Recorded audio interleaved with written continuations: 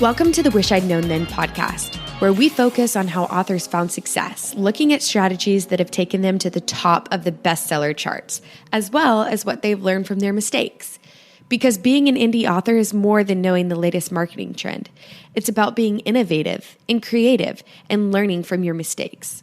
Welcome to the Wish I'd Known Then podcast. I'm Sarah Rosette. And I'm Jami Albright. And today on the show we have Jenny Wheeler. Yes, we do. Yes. So we talked to Jenny about podcasting for readers because she has a podcast called The Joys of Binge Reading. And we chatted with her about like how she figured out she wanted to podcast and how she has two separate newsletter lists, one for her fiction list and one for her podcast list. And so we talk a little bit about how she juggles that. And she also takes a month off and goes on vacation because she's in New Zealand. So we chatted about taking time off. Right. You know. And how beneficial that can be. Yeah. Scary, but beneficial. Yeah. So that is coming up. And Jami, what have you been doing this week?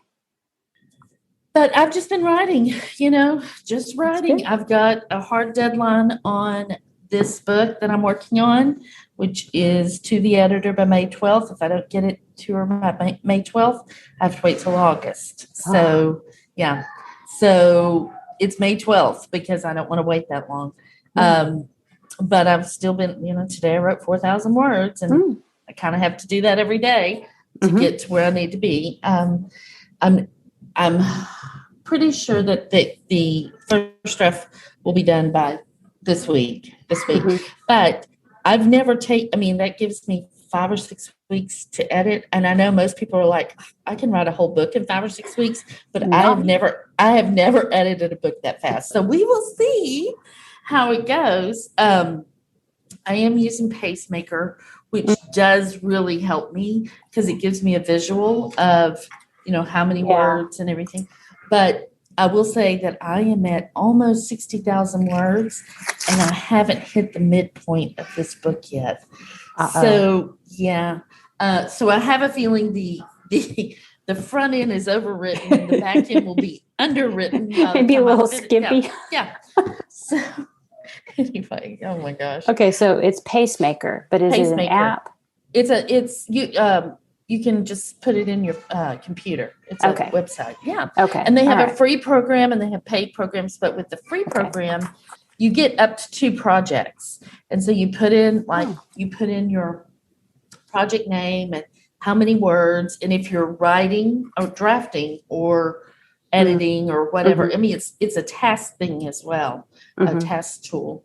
Yeah. And then you put in the words and your start date and end date, and it will tell you how many words. And you can do different things. You can do steady, or you can do like up and down, like some days you do more and some days you do less, or start off less and go to more, or vice versa. And so, it's kind of cool. And then every day you put in your progress and it updates it, and you can that sounds awesome. Like when you put in progress, you say done, and this little confetti goes off. It's very motivating. So that is cool. It's helped. It's helped. So we'll put a link to that in the show notes. Yeah. How about you? What's going on with you? Well, I have been editing this week because my deadline, that we're recording this on March 28th, and my deadline was today. And so, and like you were saying, your editing time, I cannot write a book in 5 weeks, and it takes me about 2 weeks, two full weeks of work to edit if I just edit, and I'd rather have like 3. Yeah. But I got it done, and so I sent it off this morning. So that's a huge relief.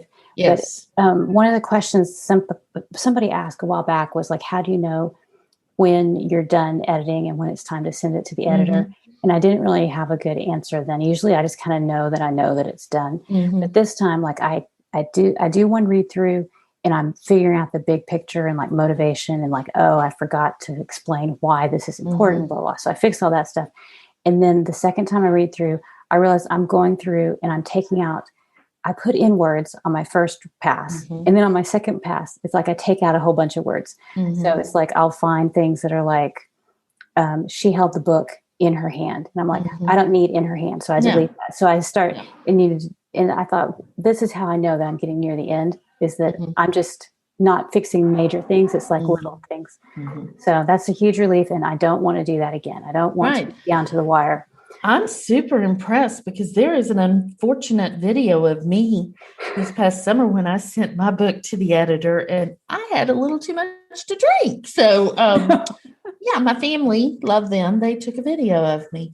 So you're upright and clearly I'm so impressed. Well, yeah, but it was not as pretty last night when I got done. I came out of my office, my hands up. I was like, yay. And my family was like, oh, the hands are up. She's done. Thank you. We've missed you. I know, yeah. I've really been on it. So I've had that going on. And then so now like I feel like my focus is changing. So like I was in my writing, drafting, editing mode. Right. Now I'm kind of switching over to promotion a little bit, just like thinking about what I want to do. And I was thinking about our interview we did with Adriel. And she talked about automating things. And I've been trying to think about ways to automate just different parts of the things that I do that, aren't writing. Because I don't, other than like checking in and writing every day, I don't know how you could automate that. But I was thinking about my newsletter, and I'm starting a newsletter for the Historical Mystery Day thing that I'm doing. And I'm just going to send out new releases. So like the new releases that were that week or that month. And so if anybody's interested in that, they could sign up. It's at sararosette.com/HMD sign up. So if you're a historical mystery reader or writer and you want to get caught up on, what's coming out. So I'm going to try my automation ideas with that and see how that works. Like I could gather the ones I want to have in the newsletter and pass them off to Adriel, my assistant, and have her like create it and then send it out. And so that way it wouldn't be that much. I wouldn't be recreating it every week. So we'll see how that goes. So starting to think about things like that. Yeah, that sounds good. Yeah. And basically answer all my email because I haven't answered email for a week. And that is not like me. I like to answer email. And I don't want get it cleared out. Yeah. Let's get on with the show. All right. Here we go. All right. Today on the podcast, we have Jenny Wheeler. Hi, Jenny. How are you doing? Great. Thank you very much. Hi from New Zealand. Oh, we're so glad you're here. Thank you for being on the show with us. So here, let me read a bio. Jenny Wheeler is convinced that there is no better time than now to be a woman. But if she was faced with making a second choice, it would be the 1860s California, the setting for her historical mystery series of Gold and Blood. Before writing historical mysteries, Jenny had an equally exhilarating career as a newspaper and magazine editor. When Jenny is not writing or chatting with other authors for her podcast, The Joys of Binge Reading, she splits her time between a home on Auckland's Upper Harbor and a modest vintage caravan. So that sounds interesting. Cool, yeah. It is lovely. And we've just had summer, so I've had a bit of time in the caravan this year. Yeah. That's great. So tell us how you got into writing, Jenny. Look, I had a very full life doing all these other things. As Sarah's mentioned, I was in journalism for more than 30 years. And then after that, I went and started a business with my partner, which I ran for 17 years. And that gave me a nice little nest egg, a superannuation fund. When I sold the business, I could think, oh, what am I going to do now? And it was one of those things that every time I stopped doing all the other things I was doing, I thought I'd really like to write some fiction. I did do a couple of non-fiction books during that period that I was a journalist, but I hadn't done any fiction. And so I just thought it would be a really good thing to try. And it wasn't as if I felt that if my life wouldn't be fulfilled if I didn't do it, but I just thought I'd really like to have a go at this. And so that's what I did. Oh, that's fantastic. That is great. Yeah. Yeah. Sometimes we don't think we're quite ready to do writing, but sometimes I think you just have to dive into it, Absolutely. And maybe, when I look back, maybe I left it too late. But honestly, everything else was just so full on for so many years. There was one stage in the middle of my journalism career where I had a holiday, a week's break, where I immediately got ill, which sometimes you do when you overdo it. And I sat in bed plotting my great novel. At that stage, it was going to be about women and magazines because that was what I was writing. But then I went back to work and it all got shelved, so... That is interesting. Well, so what is your definition of a success? My definition, I think that I do feel a success right now, even though my sales figures aren't what I'd like them to be. I've still got a gap between where I am and where I'd like to be, but I've now got 8 books out, and that seems unbelievable to me in the first place because, you know, it has happened all remarkably quickly. And I've got 160 episodes on the author podcast that I do. I'm into book 9, and I've got a kind of rhythm and a pattern going now. I think this current series will probably only last another couple of books, and I'm already thinking about what's my next series going to be. And I've got a life that's got a 1.5 full-time job, I say, just about. So the word retired doesn't come near it, although I'm of that age. Yeah, that is true. Sorry. I love having the chance to talk to the authors on the podcast. That's a really lovely, exciting dimension of my life, because you do get that sense of being part of an international community with people who are passionate about the same things as you. And when you live in a smallish country like New Zealand, finding those people to meet face to face is not so easy. And I think probably for many people in the States, if they live in smaller communities, it's not as if there's writers doing what you're doing just down the street. So this digital communication is fantastic for us, I think. It is. Yeah. It is. And we love doing the podcast for the same reason. We love talking to people, especially this year, because ours started right before we went into lockdown and stuff. And it sort of saved my sanity being able to talk to people. And I love it. What do you wish you'd known about writing and craft when you started? Well, I think that I would have considered more carefully exactly what I was going to choose as my niche. I mean, I was drawn to 1860s California for personal reasons. I grew up in an area of New Zealand which was quite close to where the New Zealand gold rush was, a bit later than in California, but very similar kind of social conditions. And when I was a kid, we used to actually explore old gold mines. I mean, it makes me shiver now to think my mother never even realized that we were going into these places.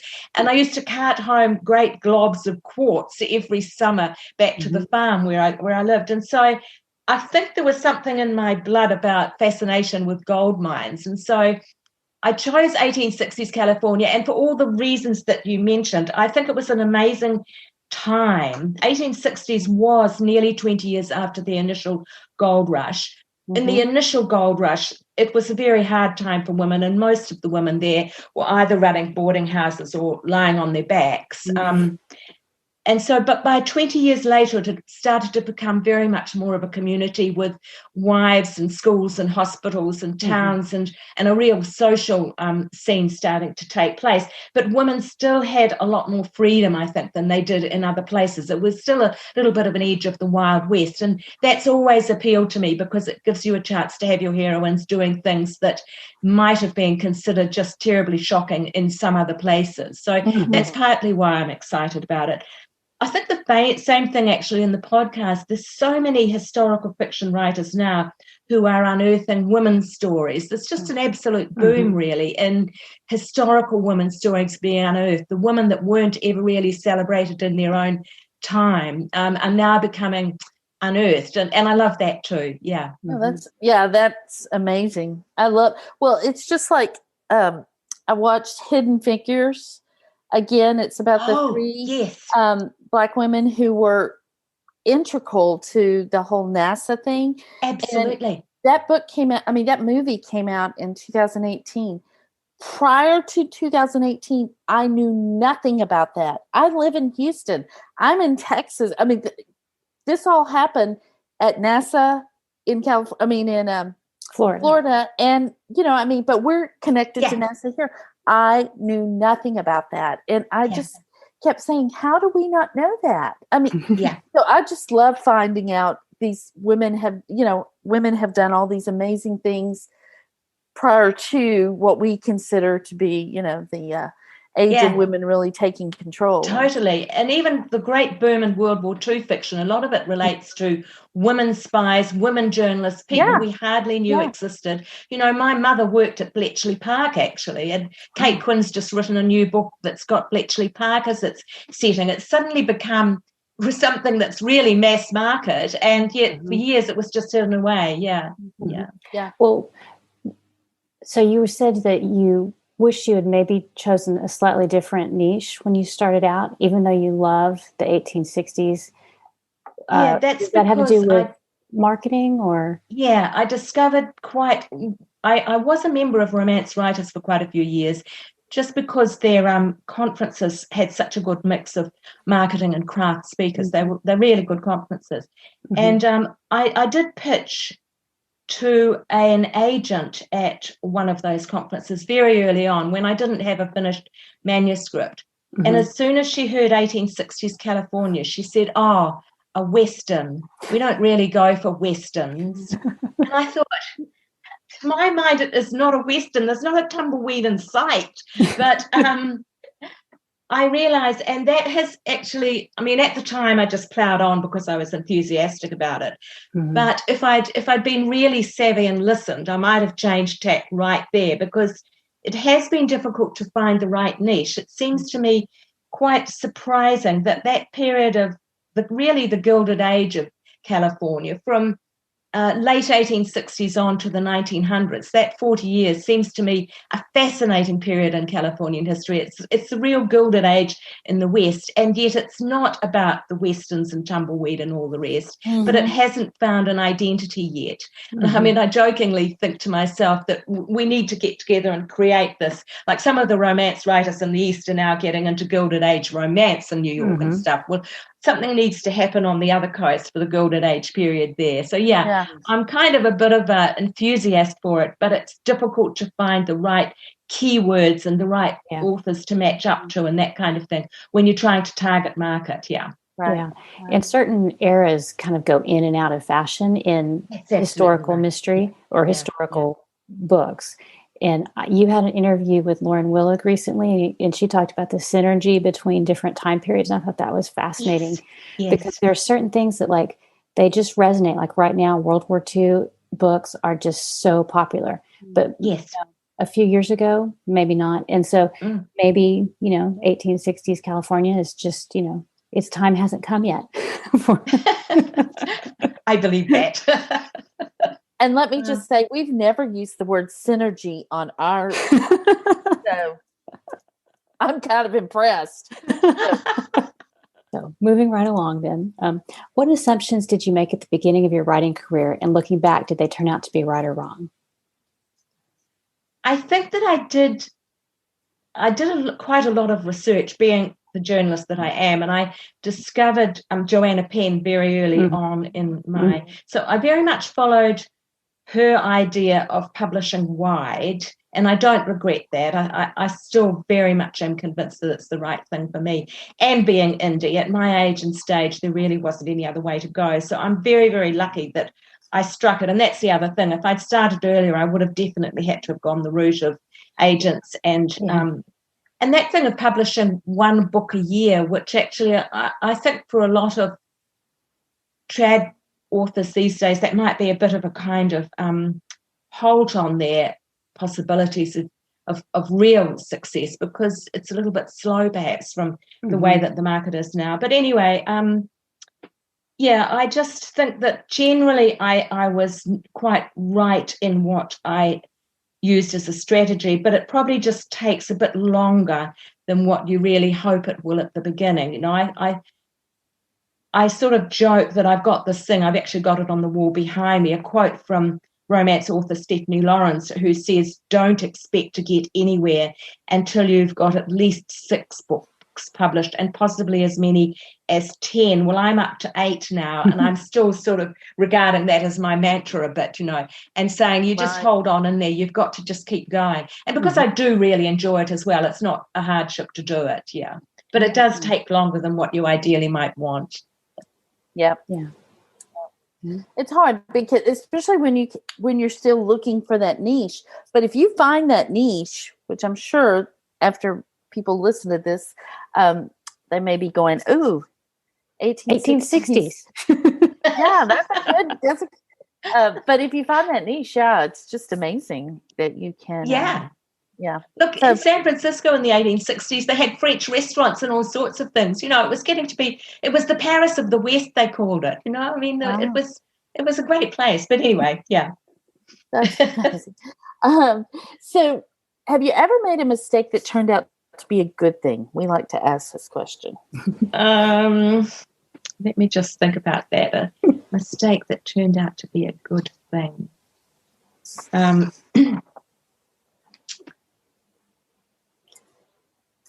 I think that probably that thing of what I was talking about in the earlier, finding my tribe. There's that phrase that if you get, what is it, 1,000, true fans, true fans.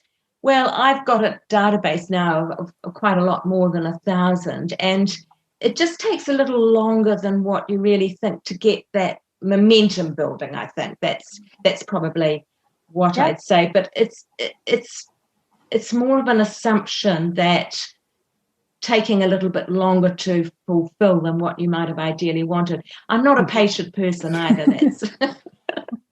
I don't think any of us are. I thought I was really patient until I had children, and I was like, oh, I'm not patient at all. Well, what about the opposite? Have you ever had something that you thought was just like such a brilliant idea, and then it turned out to be not so great? I don't think so, really. I'm probably just still at that stage of working so hard like a little duck paddling to keep everything, keep myself afloat. I might not even had time to reflect. I think that everything I've done, I feel it's the right call, and it's more a matter of hanging in there and just keeping faith and keeping on going. The podcast really does seem to be building a bit of steam now. I'm getting quite a few approaches from publishers offering me their books, their authors for, especially in Australia, Hachette Australia and Simon and Schuster Australia and things. They're very happy to have me interview their authors. Whereas when I started out, I was a little bit self-conscious about I've got nothing to prove that I'm going to be able to do this. Now I seem to have developed a little bit of credibility in that area. So I think that I just say, honestly, just do your research and then back yourself, go for it. And sometimes you might have a slightly fallow period where you think, is this working? But I've never found anything yet where I think I've got to give up on this. The only thing I do think is you need to evolve a bit. Some of the things that you think might have worked at the beginning, you might not, be able to make them. You have to evolve into something else, even if it's just technology. Yeah. Yes. Right. That's very true. I think you make a really good point, and you said it a couple of times, but just kind of waiting, just keep doing what you're doing. It's going to come, you just have to keep pursuing and writing your good books and doing, staying on track. And then at some point it just clicks for a lot of people. And so, yes, I think that's right. And, quite a few of the authors, as you would have found, that you've spoken to, I mean, I find it very heartening. A lot of them have written a lot of books before they actually got that breakthrough book. I always love to hear those stories. Yeah, me too. Yeah, absolutely. How important do you think mindset is in this whole process? Honestly, I think it's probably absolutely essential, the mindset that you've got. Every single author that you speak to, you find that they have those days where they stare at the computer and they think, I can't do this, or I've got no inspiration today. And you just have to keep on going when those times hit and not let the kind of, the black dog get at you. So I think mindset is critical. I really do. Yeah. Yeah. Have you had to make any mindset changes or shifts as you've gone through this process?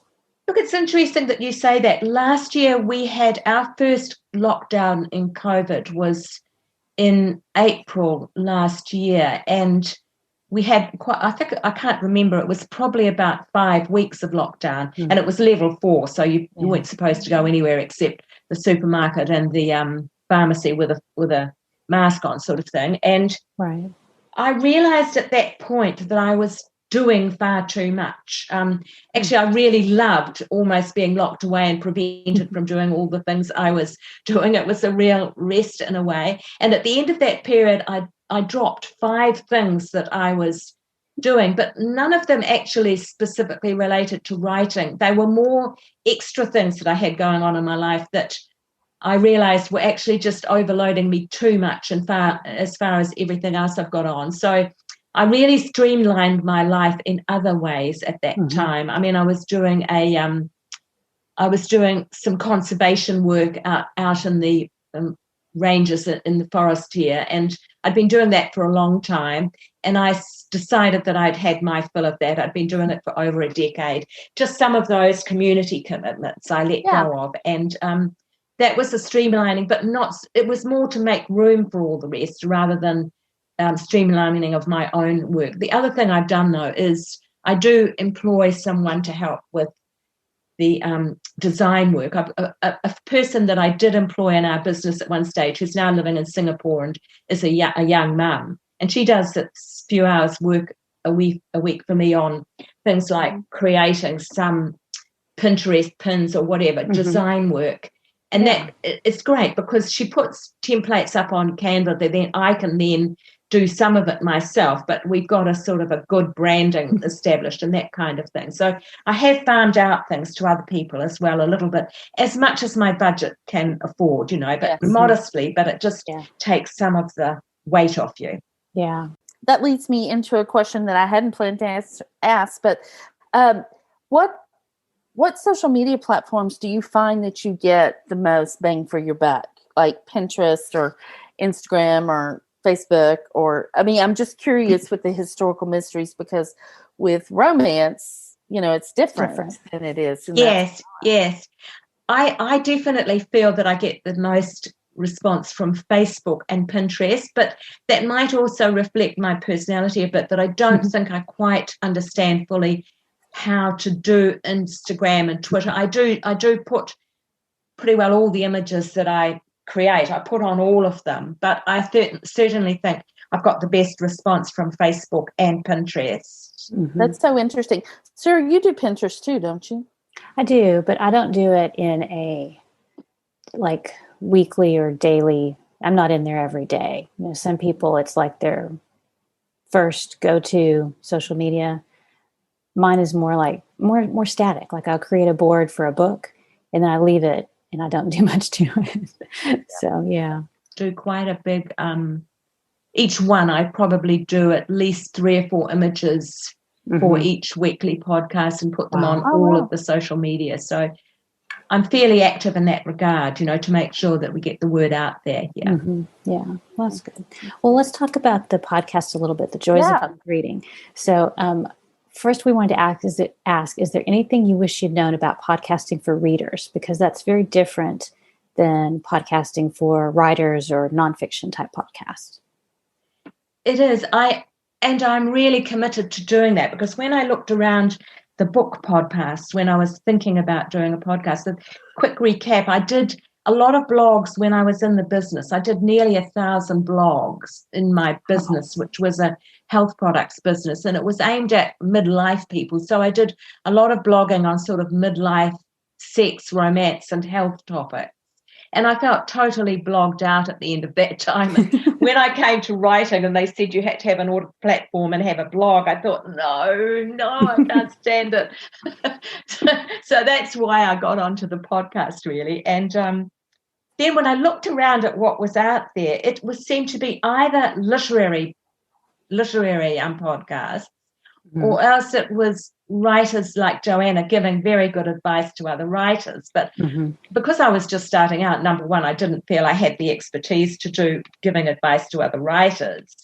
And I've never actually, I've always, my taste has tended more towards genre fiction than literary fiction. I mean, over the years, obviously, I've read lots of literary fiction, but I've also got a bit fed up with some of the sort of slightly more pretentious stances of literary fiction, and felt that genre fiction had been rather undervalued, perhaps because in the 80s and 90s, a lot of it was written by women. I don't know. But anyway, so I had a commitment to genre fiction. So that's where it started. I think it's quite hard to really judge. I'd like to have a closer relationship with my so-called fans. I mean, I've got a really lovely database of people who subscribe to the podcast, and they're very stable, but I don't get a tremendous amount of feedback. I mean, if I did a poll saying, tell me what you'd like to read, I probably wouldn't get a huge response. So I still feel a weeny bit as if I'm flying blind in terms of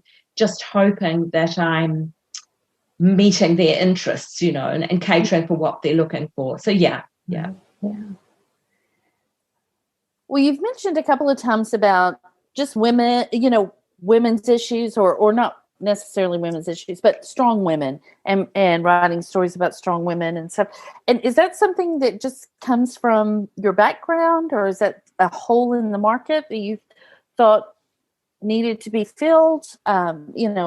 Portraying strong women, interviewing strong women, that kind of thing.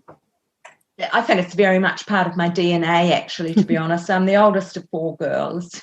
And I grew up on a farm here in New Zealand. And I don't know, I just really almost with my mother's milk imbibed the feeling that you had to be able to be independent to have a decent life as a woman, that you couldn't rely on a man. Not that my dad was unreliable, I hasten to add, but we lived on a farm and Mum had a very circumscribed life. She didn't drive. She just stayed on the farm. She'd been raised in Oxford, and she just really found that difficult and limiting. And I guess as a kid, I picked up on those vibes that women needed their freedom. And so I've been very much aware of that all my life. And of course, in journalism, when I started out, there weren't a lot of women in journalism, and I got 2 very good jobs being editors of publications where I was the boss of men. So I've always had that awareness of what it's like to be a woman in a man's world. When I first got into management and journalism, I had this little frame that used to go in my head. If I wasn't paranoid, I would think, and I'd tell myself what I thought was happening politically in the organisation, but I was putting myself down. And after about 18 months, I thought, you're not paranoid. This is really happening. Exactly. Yes. Gosh, that's funny. Well, I'm the oldest of 5 girls. And so, yeah, I get it. And believe me, if you want to set me off, discount me. Like, don't listen to my opinion, or if you listen to it and then just ignore it, I will go completely off on somebody. And I think that I grew up in Texas.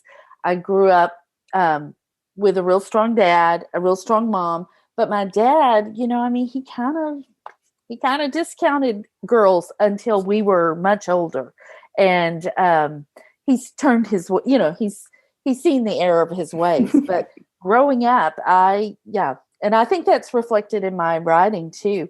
But I think it's important for kind of newer writers. Go with your strengths. Like, people try to find their voice all the time when they're writing and stuff. And I was older when I started writing, and I think it's come a little bit easier because I sort of knew who I was, and I wrote what I knew. I talked about what I knew, and it sounds like you've done the same thing, and just sort of, I don't know, imprinted your passions and convictions into your writing and your podcasting even. Hope so. Yeah. Well, another thing we wanted to talk to you about is you, I think the last couple of years you've taken the month of January off.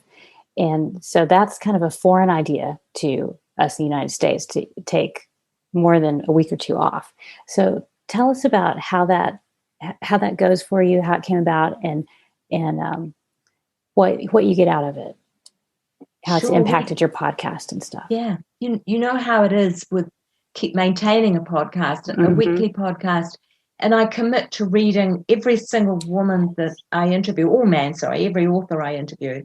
I commit to reading the most recent book that we're going to be discussing, because I hate it when you sense in an interview that the interviewer hasn't actually read the book, and it's just a respectful thing to do. So that's quite time consuming, as you can imagine. So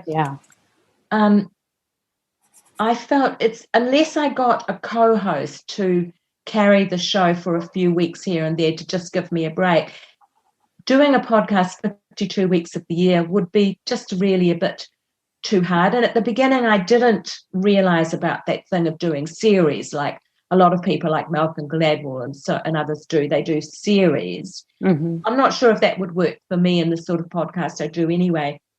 So but at the end of each year, the last couple of years, I felt a real need to have a bit of a break. The first year I carried right through January, but I didn't feel the quality was quite there in January because I was just so tired. So last year and this year, New Zealand does tend to shut down in January anyway. It is probably a cultural anomaly here that it's our summer season and businesses shut down for 3 weeks from Christmas Eve or before, and people all just migrate to the beach or the farm or out of town. It's just a thing that Kiwis do. Yeah. And so I've allowed myself to do that the last couple of years, and I've gone to my caravan in the Coromandel.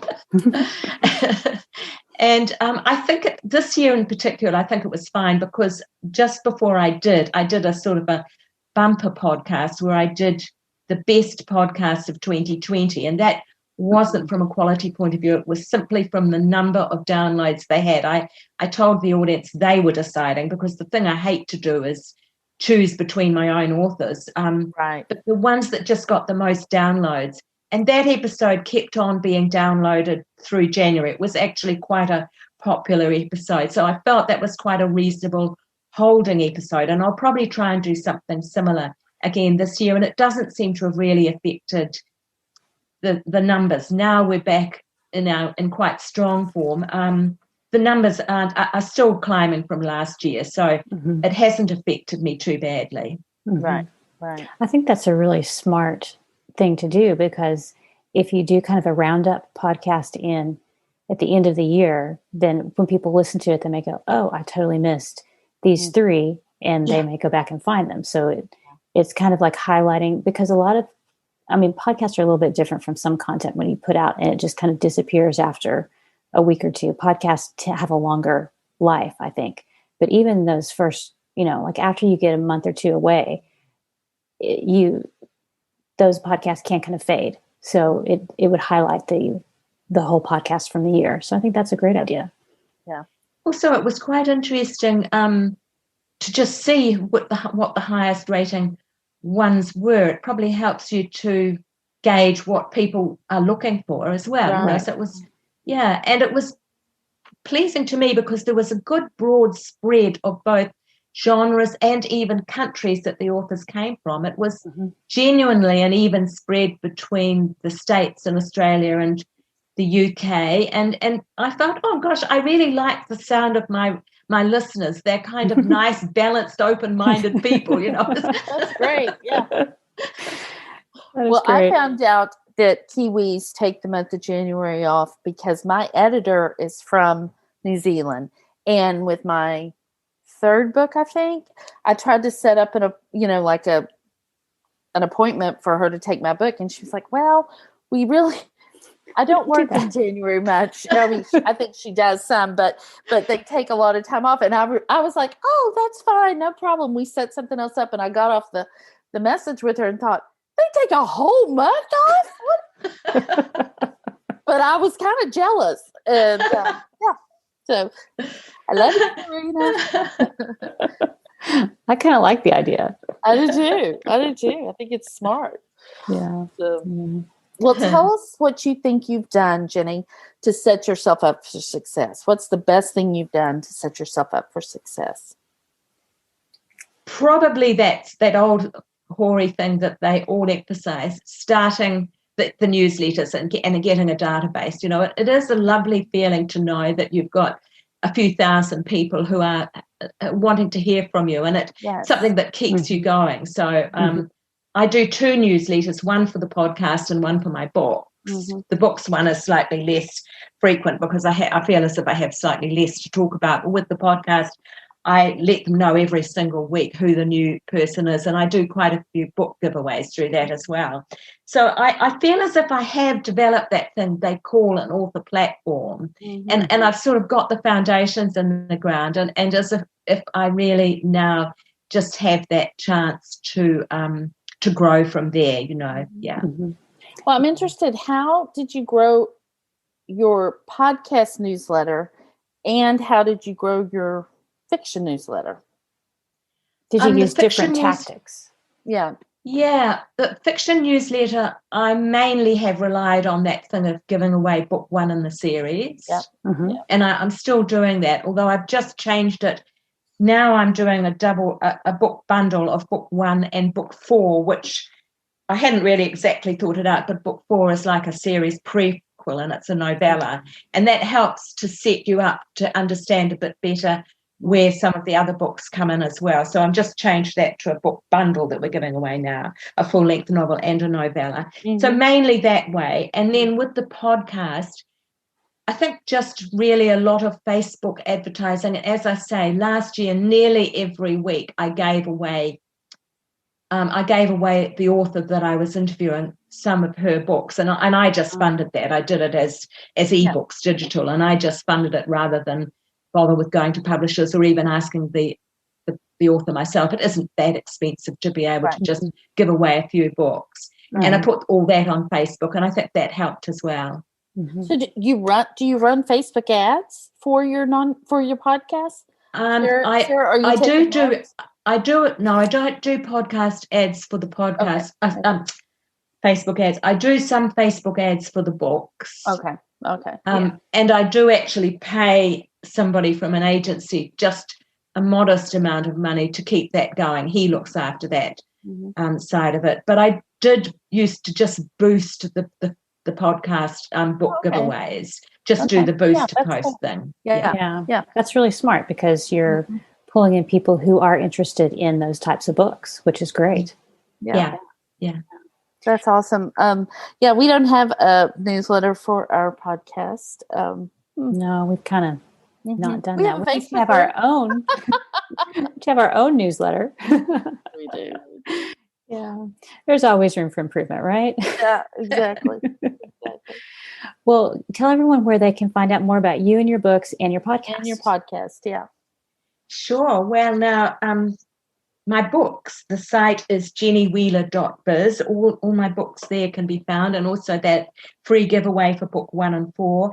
And the podcast is thejoysofbingereading.com. Binge reading, the idea coming from binge watching on Netflix. And an article I read quite a few years ago saying that people were switching their reading behaviors encouraged by binge watching on Netflix. They wanted to binge read as well. And I can actually fully understand that myself, because I notice it with myself. If I see something on Netflix, I might go and actually even start reading the books. Or if I've sat and watched 8 episodes of, Homeland, then I feel like going and having a binge read on something else. So, Yes, that's true. And is your podcast weekly?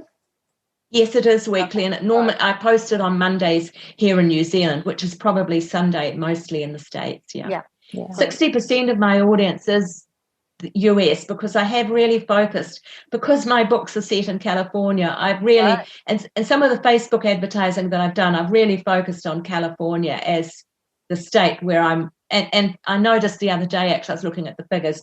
My highest listenership is in California. And followed by Texas, actually, Jami. I'm not surprised at all. Not surprised at all. Well, we'll have all those links and all the information in the show notes, and that will be at wishidknownthen.com. And we'll see everybody next week. Thank you for being here. Thank you for being here, Jenny. Thank you. It's been a lovely talk. Thank you. Bye, everybody. Bye.